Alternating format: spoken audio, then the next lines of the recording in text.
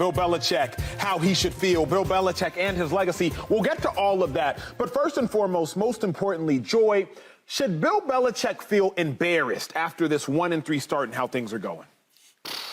Embarrassed? I can't go with embarrassed. Not Bill Belichick. And I know we're about to pile on Bill heavy for this segment. But I'm going to set the table with him. I can't go to embarrassed. He does have 6 Super Bowl rings. He's got 6 in the thing. He was Coach of the Year 3 times. Only Shula has more. What have you done for me lately? I hear you, but those things happen, though. Like, they did happen. They did happen. They happened. Yeah, they did. 3rd most wins of all time. Only Shula and Hallis have more. Can't take that away. And, you know, we're going to talk about what part of the equation Brady played in, and I think we all kind of agree it was mostly Brady. 95%. Okay, but the defense was still great for a lot of Brady's career. They were absolutely. Belichick coaches that part of the side of the ball. He had great offensive lines. The defense could arguably say played massive roles in some of those Super Bowl wins. Massive. The special teams played massive roles in some of those Super Bowl wins. On, guys. And I'm not taking anything away from Brady. Come on, guys. Nothing away from Brady to God, all right? We don't want to blaspheme. But most great coaches are paired with great talent, particularly in the NFL. The really only exception is Joe Gibbs. He still had great talent, but he won 3 Super Bowls with 3 different quarterbacks in his stint in Washington. Joe Theismann, Doug Williams, and Mark Rippon. Oh, Theismann. No, Theismann is great. Like these are good players. Yeah, Good players, great players. But he did it with different quarterbacks. But outside of that, you have examples of great coaches paired with great talent because players win the games. Yeah. So maybe we need to have a bigger conversation of how much more credit players get than the coaches. But I can't go as far as embarrassed when you have a resume like that. I can't go to embarrassed. Disappointing lately, but overall, embarrassed feels like a big meat burger of a question word to put on Bill Belichick. Then let's go here, 2-5. Let's talk legacy. Legacy, how will people remember you when you are done doing what you're doing? How will people remember you when you're gone? I think Bill Belichick's legacy is taking a hit. Personally. Okay. I think Bill Belichick is the greatest defensive mind. I was taking both, big dog. Oh, okay. Okay. Bill Belichick is the greatest defensive mind, in my mind, the game of football has ever seen. But he is not the greatest head coach the game has ever seen. And the reason I can say that is because what did you do without Tom Brady? When I think about what Andy Reid did, he did something with Donovan McNabb, got to a Super Bowl. He did something with Patrick Mahomes. When I think about what Phil Jackson did, he did something with Michael Jordan. He did something with Kobe Bryant. What can you do when they take away the only person that somebody has ever attributed to you? What do you do then? And Bill Belichick ain't doing nothing with Mac Jones. Great defensive mind, he absolutely is. But I can separate the two. Kyle Shanahan's a great offensive mind. He need to win a Super Bowl before I can start talking about he's one of the greatest coaches. One of the greatest offensive minds the game of football's ever seen. I can separate the two. Shady, has Belichick's legacy, greatest coach ever, has it taken a hit? What line you just highlight right there? I'm going to say no. The answer is no. I mean, his legacy can't take a hit because he has so many championships, right? But there's some truth.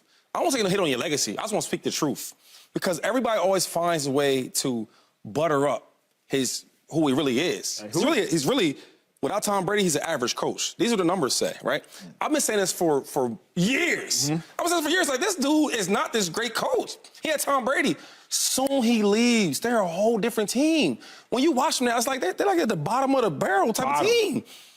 Joy, you spoke about how it's coach and a player. I get that, right? And then even now they talk about how he's the greatest coach defensively, right? But when you really look at him, like, they're not even the top 20 defensive team. They're not doing no defense. I don't see no growth. I don't see no developments. When they drafted Mac Jones, they're like, you know what, this is a really good pick. You know, they did it with Tom Brady. They're similar. Smart guy, stay in the pocket, right? I don't see, not even Tom Brady. Let's take Tom Brady away. I don't see no development in Mac Jones. I watched Mac Jones last week against the Cowboys.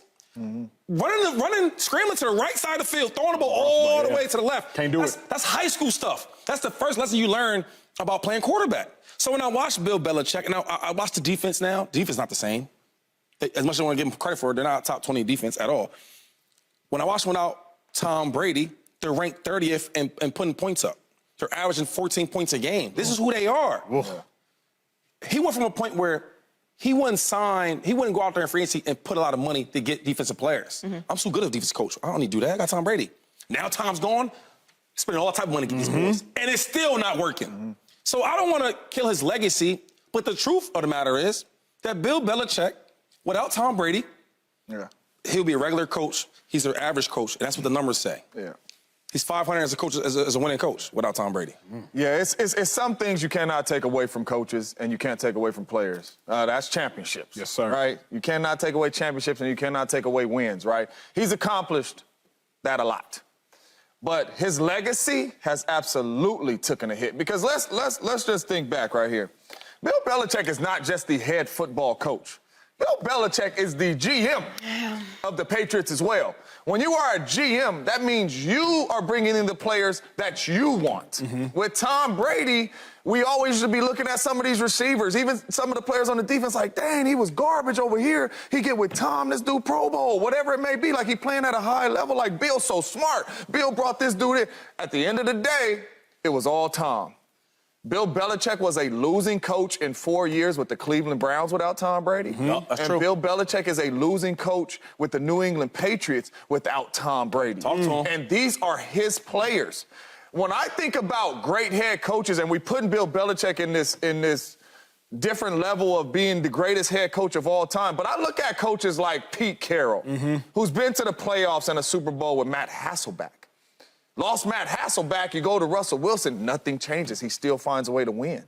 You go from Russell Wilson to Geno Smith, and you're in the playoffs again. You just find ways to win. That's good football head coaches. Mike McCarthy won a lot in Green Bay. Yes, he had Aaron Rodgers, but he went to Dallas, and he won in Dallas, too. It's a lot of – you spoke of Andy Reid. Right? Andy Reid wins in Philly with Donovan McNabb, so many NFC championships and all that with Donovan McNabb, and then you go to Kansas City – and you win there even more. So for me, a head coach, and if you're talking about the greatest head coach of all times, it really don't matter who you got. You're going to put these dudes in the best situations to win some games. Bill has not done that. And I don't know if it's too many head coaches that has had the power that Bill has. That's true. Being basically the head coach and the GM. Coach Mike can't bring in nobody without Jerry. Jerry said, I ain't even listening to you. Here come Trey Lance. You know what I'm saying? Like, Bill has so much power over there in New England, and since Tom Brady has left, none of it has worked. When he was in Cleveland, none of it has worked. And then on top of that, the Belichick tree, the Bill O'Briens, the Josh McDaniels, the Joe Judges, all these coaches that left them, 3 playoff wins. Yeah, they bad. 3. Romeo, whoever you say leaving Belichick to try to go somewhere else to do the Patriot way without Tom equals 3 playoff wins. And I'm going to say this. We need to stop putting Bill Belichick's name with Andy Reid's. I'm Ooh. going to say that. Now, listen, he might have more championships. He got it because he got Tom Brady. Every team Andy Reid has been on, they find ways to win, right? When he got to Philadelphia, they wasn't good. He changed that thing around. When you get to the Chiefs, they wasn't good. He changed that thing around. That's the definition of a really good coach. You put him anywhere. Now, Andy's a big guy, so you gotta really drop him somewhere. You drop him anywhere, he's gonna show you results. They're gonna win games. You're gonna see players get better and better and better. With Bill Belichick, I don't see it. So let's stop putting Bill Belichick's name with Andy Reid's because they're not close. Ooh, say it again, they not what? And then drop the mic on. Next block. Can we say that maybe he just hasn't aged well? Well, he been old. He been old. No, I don't mean like that. I mean, like, most people don't age well in business. Like, it's actually kind of a phenomenon to be able to continue to shift as businesses move and change. And the NFL has changed. But that's what I'm saying, because Pete's the oldest.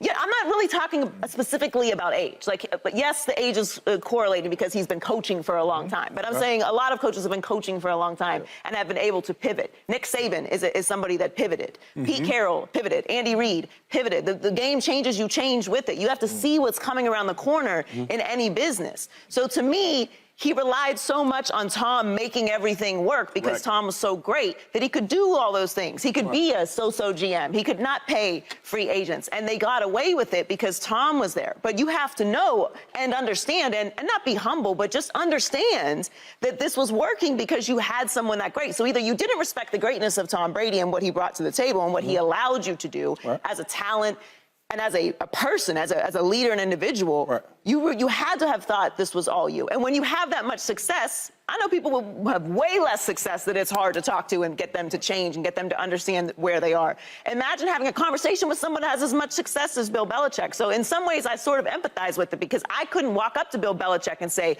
change how you do things. I got six of them things. Do what? Well, how's that make him great then? It doesn't. I'm saying that perhaps from a human perspective, I can see why it's difficult for him to move off of what he's always done, even if it is unreasonable. I think that both you're right, which makes Bill Belichick wrong, in the sense that what you're saying is right, but that embodies why I don't think Bill Belichick's a great coach. Is he not a great coach, or did he stay too long? I guess I don't think he was ever a great head coach. Right. Remember, we use this as a trivia question. The last team to make the playoffs starting 1-3 was the 2001, Andy helped me with this, was the 2001 Patriots. And Tom Brady didn't start that year. Right. Ooh.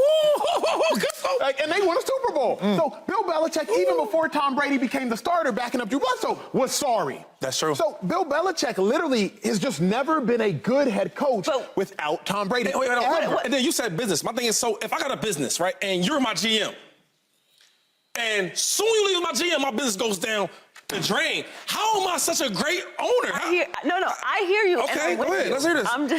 I'm just trying to put some nuance on it because I wonder how much we will say of this if he had stopped. Say after, like, we all gave him the year after. Oh, we wouldn't know. We wouldn't know. We wouldn't know. So what I argue with Bill Belichick is he stayed too long. If we gave him the year after Brady left, right? Like everybody gets a year after the legend leaves. All right, so they struggle, whatever. He gets Mac Jones, and they go to the playoffs. It's smoked by 30. Sure, but he got a quarterback in, and they went to the playoffs. Okay. So you can say that. If he had retired after that, We wouldn't know. we wouldn't know. Which is better. Which is better. Which would have been We better. don't know because there's not A sample size. There's no data to draw Exactly. from. We would have no idea. But that don't make it right. It's like you hiring somebody. It doesn't, Correct. but I'm just saying, I think he just hasn't pivoted. No. And I think that's the I problem. And so now, So that's unfortunately, even- we're going to look at all of this differently because he But that's stayed too even- long. Can we look at more guys? Like, okay, real quick. Like Rex Ryan. I thought Rex Ryan's a good coach. You put him in that Patriots team, how we know he won't win championships like Bill Belichick? Mike Tomlin. Great defensive mind. You put him over there. How you know he don't win a championship? Andy Reid. See, now this is a bigger question. Since you got me thinking now. Now you got me thinking. Some of these coaches that we didn't think they thought they were good but not great. You put them with Tom Brady and the Patriots. You see what they do. Marvin Lewis. Every year they keep going. You put him on. Yeah. I just think about the head coaches that didn't have great quarterbacks, that found a way to get it done. Right. The Lovie Smiths. Lovie Smith. Rosen? Well, whatever. I mean, Rex Grossman. Yeah. Come on, man. And he in the Super Bowl? Like, so coaches that have got it done that don't have great quarterbacks, and now that we're seeing Bill Belichick without a great quarterback, and he's at the bottom. He's at the bottom. He's at the bottom. You And not only that, like Joy Point, if you are a great coach, you evolve.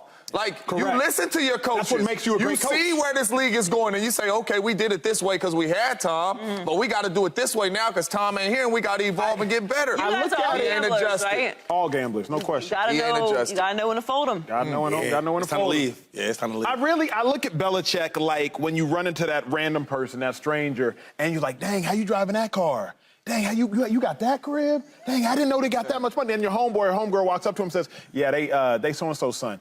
They so-and-so's daughter. And it doesn't take away the money they have, but it qualifies why they got all that money in the first place. Bill Belichick I'm not going to take away the rings he has, but I am going to qualify why he got all them rings. He was a product of nepotism now? Tom Brady. Tom. Hey, but Bill Belichick is a real, player right now. Because you know, as a player, when you're getting older, they like, ooh, he's slowing down. He missing a step real quick. In your head, you like, well, I'm still that dude. No, you're not. You gotta know when to walk away. Are not. Hang them up. Subscribe here to get the latest from Speak, and go watch a few segments from our other shows on FS1.